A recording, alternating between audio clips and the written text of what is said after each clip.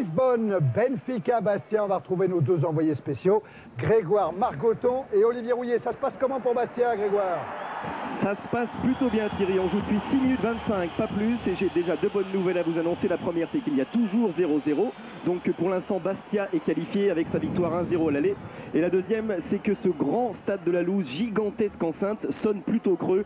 Donc les Bastiens ne devraient pas avoir trop de pression populaire. Pour l'instant, Olivier Rouillet, ils ont vraiment bien débuté cette rencontre, hein, les hommes d'Antonetti. Oui, bonsoir. Ils ont très bien débuté puisque ce sont eux qui sont créés la plus belle occasion par l'intermédiaire de Chefzerski. Et on a cru un moment que le ballon allait rentrer dans les buts, mais il a été dévié au tout dernier moment par un défenseur de Benfica. Mais je peux vous assurer, pour avoir suivi bien sûr ce début de match, qu'il y a quelque chose à faire du côté de Bastia parce qu'il y a la possibilité de tromper cette défense de Benfica. Ils sont bien sûr en bleu, les hommes de Frédéric Antonetti, qui est déjà debout sur le bord de la touche. Et on va progressivement découvrir les hommes de Mario Wilson. Voici Tahar, le Marocain, qui s'approche de la surface de réparation avec Erwin Sanchez Platini et une position de hors-jeu, heureusement, pour le Brésilien Paulo Nunes. On va profiter de cette petite arrêt de jeu, de ce temps mort, pour détailler un peu les équipes, en commençant par Bastia. Pas beaucoup de changements, si ce n'est qu'on est à 5 derrière. Hein. Oui, en effet, on joue à 5 avec De Kerville, Souma, Mendy, Moro et Jurietti. Perez qui va avoir un rôle important aujourd'hui puisqu'il est chargé de marquer João Pinto, qui est quand même le meneur de jeu de cette équipe de Benfica. Serziaski, Erol et Siljak André devant. Cette équipe de Bastia très concentrée, comme nous le disait tout à l'heure Paul Marchionni. Et on espère pas voir ce genre d'image, Thierry, tout à l'heure sur la pelouse du stade de la Luz. Ce serait peut-être une bonne nouvelle pour les Bastia. Attention, Eric Durand qui a mal renvoyé ce ballon. Nuno Gomes. Et la chance qui vient sauver le gardien Bastiais et ses coéquipiers. C'était Paulo Nunes, le Brésilien. Ce ballon qui passe le long de la ligne et heureusement qu'il ne rentre pas. Oui, il faut surtout que Durand fasse bien attention parce que pour la concentration et surtout pour la sécurité de l'équipe, il ne faut pas rééditer ce genre d'erreur. Au contraire, bien rester concentré, bien rester motivé. Mais quand on connaît le métier de Durand, on sait qu'il va tout de suite effacer cette petite erreur et bien au contraire, il va rassurer son équipe. Qual será a opção para a marcação deste pontapé livre? Tudo preparado aqui na Luz. Sanchez ou Adrioui. Durand na baliza. Vai ser Sanchez a rematar e a bola não entra. É impressionante como Durand defende praticamente por instinto e depois a bola muito devagarinho a passar ali juntinho do poste esquerdo da baliza do Bastia. Eis a repetição. Violentíssimo o remate de Sanchez. E este um lance de bola parada em que houve muita sorte à mistura do guardião francês, que não sabe como, mas ela bateu-lhe na coxa e foi para fora. O Benfica, apesar disso, já poderia em 16 minutos ter construído e construiu. E agora ali a resposta do Bastia, com uma excelente defesa de Pradão. Mas terá que empregar o Benfica bem, pelo menos jogar pelas pontas, e já que não tem os extremos, terá que jogar com muito mais velocidade para desposicionar a defensiva francesa. Lá está Sanchez a rematar e mais uma defesa de Durand. É realmente impossível ao guarda-redes francês agarrar estas bolas. Ele faz o que pode e não tem sido pouco, repare-se, é muita força. Nuno Gomes sozinho. Sanchez, bem jogado agora pelo boliviano. Era precisamente isto. Lá está Nuno Gomes. Paulo Nunes. Nuno Gomes. E agora o remate. E mais uma defesa incompleta, mas a conseguir agarrar à segunda o guarda-redes de Durand. Remate Tiago. Benfica na resposta por Nuno Gomes. Repare-se de onde Nuno Gomes saiu. Sanchez. Paulo Nunes vai cocheando, andando ali de um lado para o outro. Tem sozinho João Pinto. Viu bem Sanchez. Vamos ver agora o que é que João Pinto vai fazer. É o remate de João Pinto. A bola em Durand. Desta vez a agarrar com segurança. É isto. E já jogando só com ponta de lança. Bem marcado, conforme tem estado pelo Moro. E não tendo agora Paulo Nunes, só resta ao Benfica. E repare-se como o Bastia no contra-ataque utiliza muitos homens. Agora aqui um remate em posição frontal para a defesa de Prodome. Mas esta pouca mobilidade em termos de recuo dos jogadores mais atentados do Benfica permite realmente que o Bastia contra-ataque com muitos homens. É isso, faz sempre pelo menos 5 homens, são obrigatoriamente homens de contra-ataque. O Siliac, o André, o Svierzewski, o Pérez e o Rol. E depois ainda se poderá juntar o Jurietti do lado esquerdo, porque de facto são jogadores a mais para um contra-ataque e para uma equipa de Benfica que no meio campo não tem a dinâmica para defender. e final da primeira parte no Estádio da Luz, 0-0. Eu vou tentar rapidamente falar com o Leónidas. Boa noite, Leónidas. O que é que acha que o Benfica tem que fazer para chegar ao gol? Tivemos duas oportunidades excelentes de gol, só falta entrar a bola, né? Para que espante de vez esse azar que tá. Acha que os seus colegas estão um pouco nervosos dentro do relvado? Começa a cair de facto nos tais, e lá vamos nós cair nos lugares comuns, mas é mesmo assim. E agora aqui uma perda de bola de Tiago, muito perigo, 2-1, remate e é Porradome que salva a situação. O remate de Rull, depois daquela perda de bola de Tiago, muito perigosa a permitir esta jogada perigosíssima de 2-1 ali junto a Porradome. Lá estão. Vamos então para a repetição do lance. Repare-se como do outro lado estava também um homem bem posicionado, era Ciliac.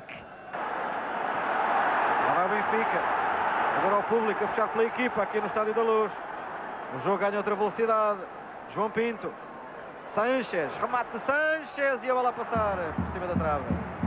Agora Tahar ali, a deixar para João Pinto.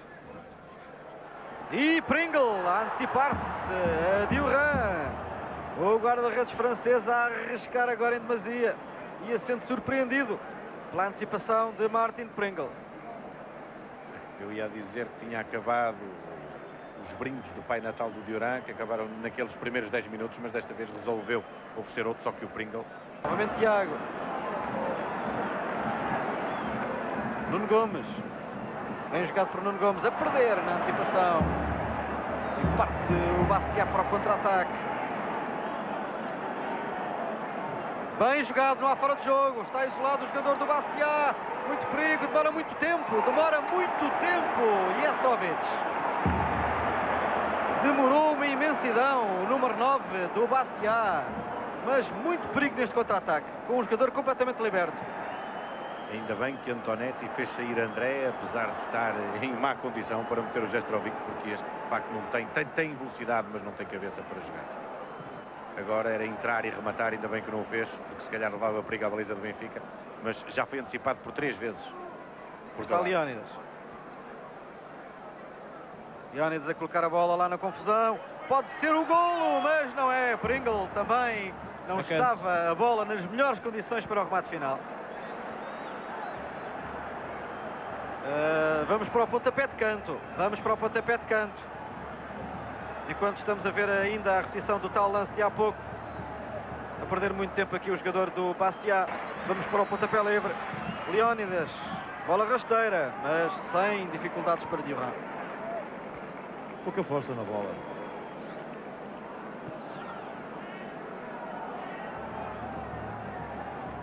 E estarem em posição privilegiada para passar a eliminatória seguinte. Sinceramente, a equipa do Benfica poderia pelo menos mostrar-se ao adversário. Está a jogar em casa. Tem que mostrar realmente a sua força. Agora Nuno Gomes, um remate e a defesa de Diuran. Uma grande defesa do guarda-redes do Bastia. Um remate potente de Nuno Gomes. Voilà, il a choisi Wilfried Goel. Il ne faut pas la perdre, il faut la faire tourner. Ils y parviennent bien, les joueurs de Bastia. Ah, et Goel, cette fois-ci, a été contré par Calado. João Pinto. Nuno Gomes.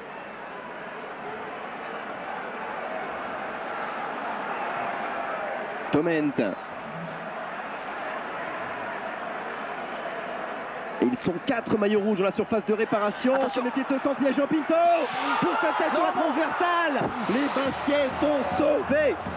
Toujours 0-0. Il y avait une toute petite faute de marquage parce que João Pinto était tout seul au deuxième poteau. Et cette frappe de la tête presque magique, mais qui est redescendue juste sur la transversale. On va bien le revoir, ce centre parfait de Taumet. Regardez João Pinto tout seul au deuxième poteau.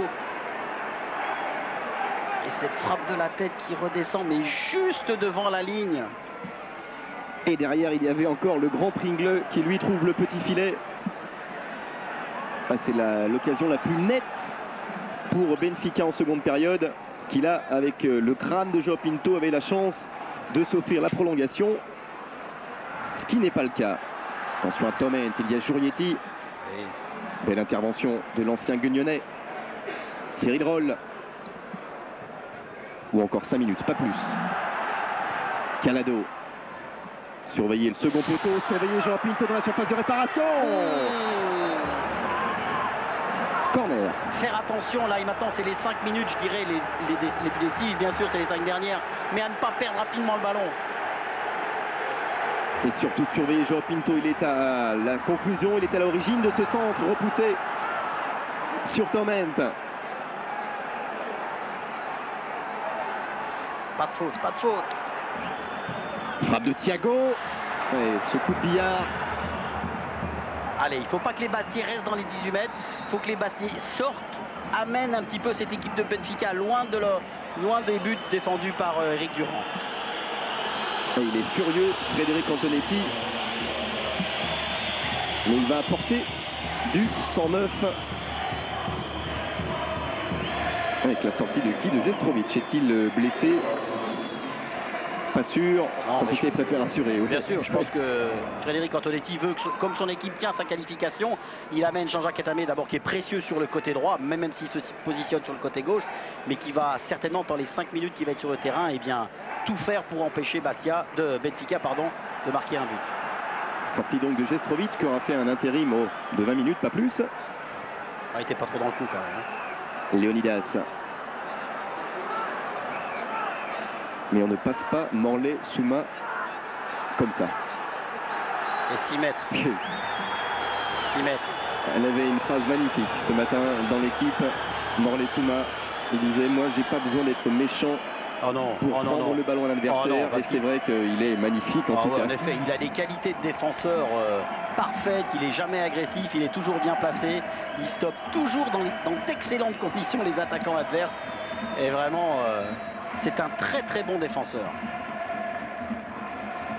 On va bientôt attendre la 43e minute de cette seconde période. Calado, obligé de repasser par Michel Prudhomme. Et c'est bien parce que les Bastiais ne reculent pas trop, ils sont encore bien en position. Allez, il ne faut pas avoir peur de faire jouer là, il faut se livrer, il faut pas se livrer, il faut empêcher le joueur de jouer. Allez. Voilà, c'est ce que fait Pérez. C'est vrai qu'il a du mal face à ce virevoltant João Pinto. Que va décider. Pas de carton rouge. Oh si. Ah, je crois bien. C'était le dernier défenseur, Patrick Moreau. Je crois bien. C'était le dernier défenseur. A priori sur Pringle qui s'est écroulé.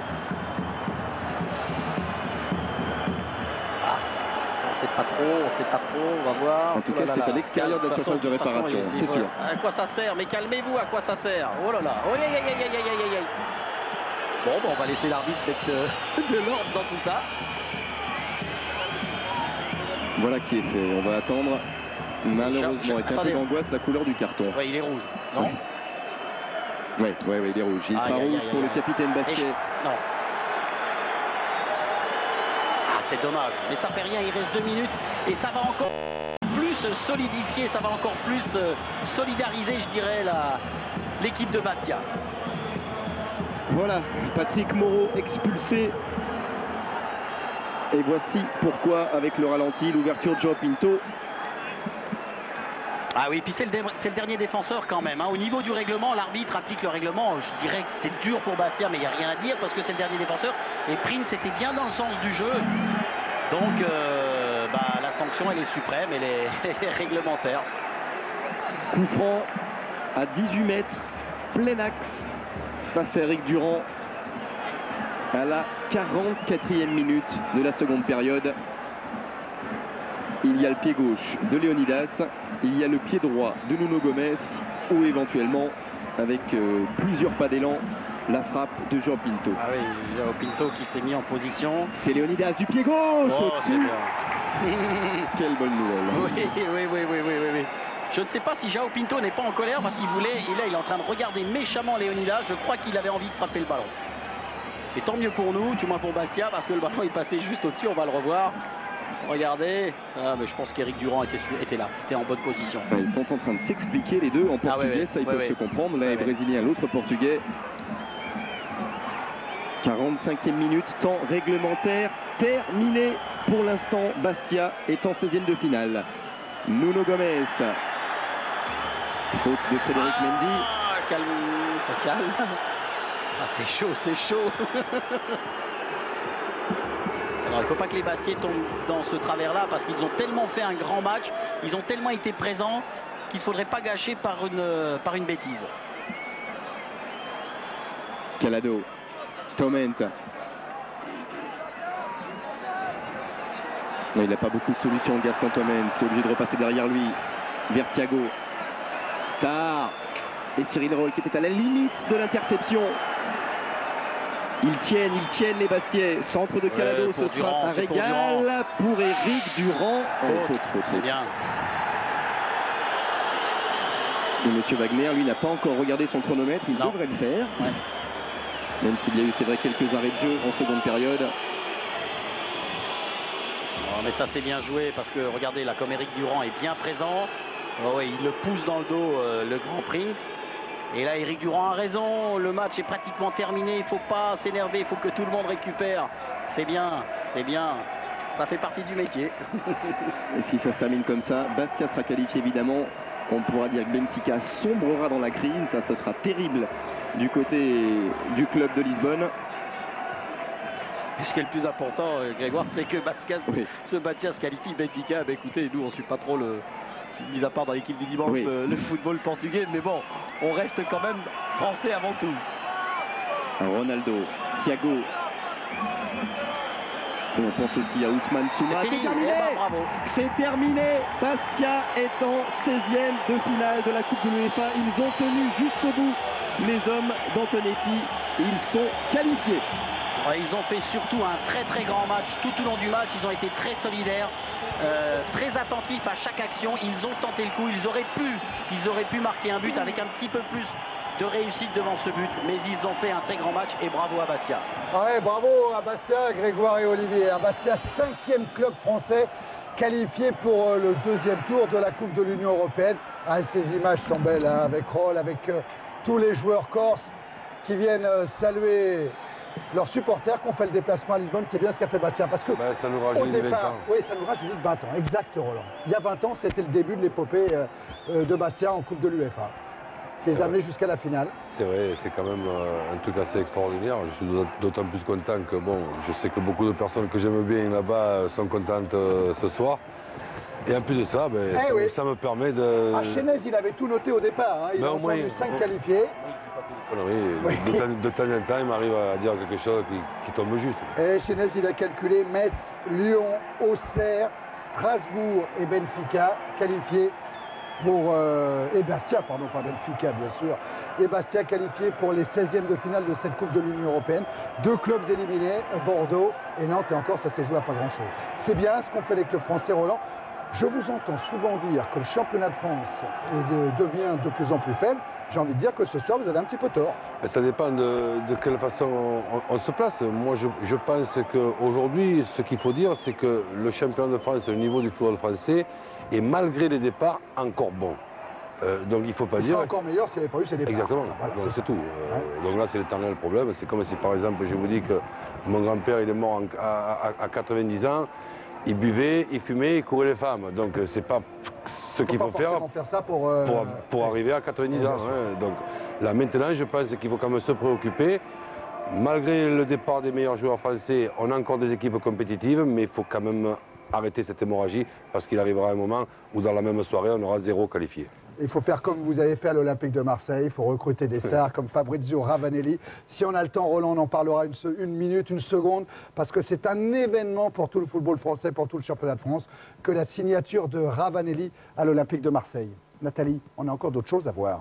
Voilà, qualification donc pour ce 16e de finale de la Coupe de l'UEFA, qualification de Bastia. Et je crois qu'on va retourner en direct du côté du Stadio de la Luz. On va retrouver Grégoire Margoton. Ouais, Grégoire, super. Bravo à tous les Bastiais. Hein. Oui, bravo à vous les Bastiais, bravo à Sébastien Pérez qui saluait là-haut les spectateurs Bastiais qui ont fait le déplacement. C'est fait et on n'a même pas trop tremblé pour vous finalement. Hein. C'est vous qui le dites. Non, disons que ce soir on a fait preuve encore d'un gros bloc défensif. Même si offensivement, je dirais, on n'a pas été à la hauteur vu vu la prestation et les occasions qu'on a eues. Mais bon, le principal ce soir, c'était pas prendre de but surtout. Et je crois qu'en étant costaud défensivement, on a fait preuve encore d'une grosse solidarité ce soir. Alors c'est comment la Coupe d'Europe? C'est comment de jouer dans ce grand stade qui était un peu vide quand même, hein? Ouais, c'est vrai, c'était un peu vide, mais bon, c'est fantastique de jouer la Coupe d'Europe. C'est une expérience de plus dans une carrière et je crois que c'est à vivre. Je souhaite que chaque joueur professionnel un jour vive ce que je suis en train de vivre. Vous avez envie de dire quoi aux supporters corses qui sont sur l'île ou qui sont sur le continent ou partout? Vous avez envie de leur dire qu'il y a une grande campagne qui débute un petit peu comme en 77, on espère? Non, il ne faut pas s'enflammer. Disons qu'il faut toujours rester humble, mais tout d'abord je les salue et je les remercie ce soir d'être ici, et je salue aussi le public corse qui est resté devant la télé, qui nous a supportés et qui a dû trembler malgré tout. En tout cas, nous, on vous remercie beaucoup pour le spectacle et pour ces qualifications. Merci Sébastien, merci. Ouais, merci Sébastien, merci Grégoire. On a tremblé, mais Bastia qualifiant. Cette édition, le Sporting de Bastia reste dans la course européenne de la Coupe de l'UEFA. Hier soir à Lisbonne, le SCB a bien résisté face à l'équipe du Benfica avec un score nul, 0 partout. Un bel exploit donc. Tout de suite, le résumé de la rencontre. L'Aigle de Benfica face au Lion de Furiani, tout un symbole pour cette rencontre à risque dans le monumental stade de la Luz, à moitié plein, à peine ose-t-on dire 35 000 spectateurs portugais face aux 500 supporters corses. Le combat est inégal mais le cœur y est. 10e minute, les Bastiais ont failli tuer le match, un centre de Cyril Roll, une tête contrée de Jurietti sur le poteau de Prud'homme. Une minute plus tard, De Guerville veut donner en retrait à Eric Durand, un faux rebond, un dégagement contré et Paulo Nunes rate d'un cheveu les buts bastiais. La pression portugaise monte d'un cran, tir de Sanchez repoussé par Durand, Nuno Gomes meurt dessus. Encore Eric Durand sur ce coup franc de Sanchez, dévié en corner, la vista du gardien bastiais, pourtant masqué par le mur. Frédéric Antonetti s'inquiète, les contre-bleus sont moins efficaces, pourtant à la 25e minute, ce tir d'André oblige Prud'homme à sortir le grand jeu. Encore un coup franc de Sanchez, Eric Durand est déjà l'homme du match. Contre des Bleus à la 30e minute, Cyril Roll confirme ses talents de récupérateur d'exception et lance Siljak, mais son tir passe largement au-dessus. Décidément, les attaquants corses sont bien maladroits. Souma lance Siljak qui oublie Cyril Roll seul sur le côté gauche. Le tir est contré par Gamara. Dernière action portugaise avant la fin de la mi-temps. Un ballon de Sanchez pour Pito, Eric Durand, sans problème. Dès la reprise, à nouveau Bastia pour une occasion en or. Cyril Roll récupère à nouveau, il fait le plus difficile, mais son tir puissant est détourné par Prud'homme. La pression portugaise est constante, c'est encore Bastia qui a une bonne occasion à la 60e minute. Seul face à Prud'homme, Gestrovic se fait contrer au moment de tirer. En fin de rencontre, Eric Durand va sauver Bastia une superbe parade sur ce tir de Nuno Gomes.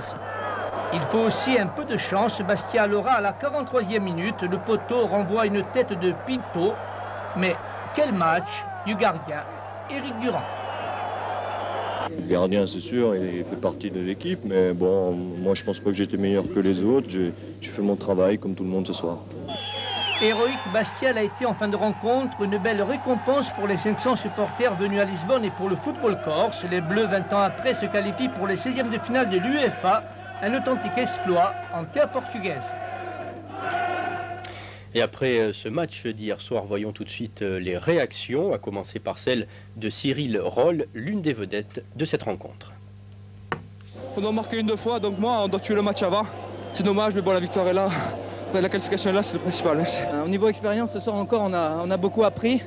On a été solide défensivement, même si offensivement, je dirais, on n'a pas été à la hauteur vu les occasions qu'on s'est créées. C'est un immense bonheur, c'est vrai.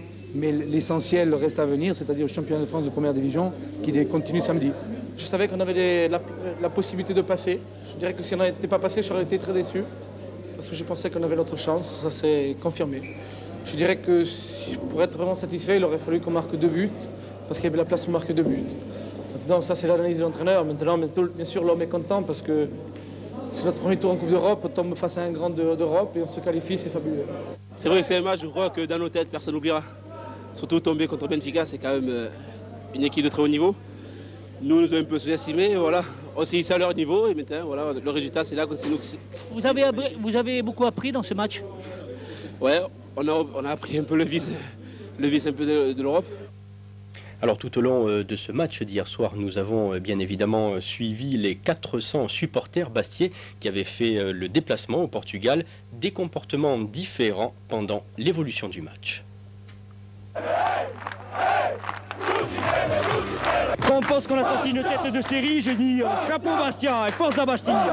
Même si on n'était pas favori au départ, on a vu qu'on a réalisé un grand match. Nous sommes venus bien nombreux. Et maintenant, je vous dis à la prochaine. Force à Bastia!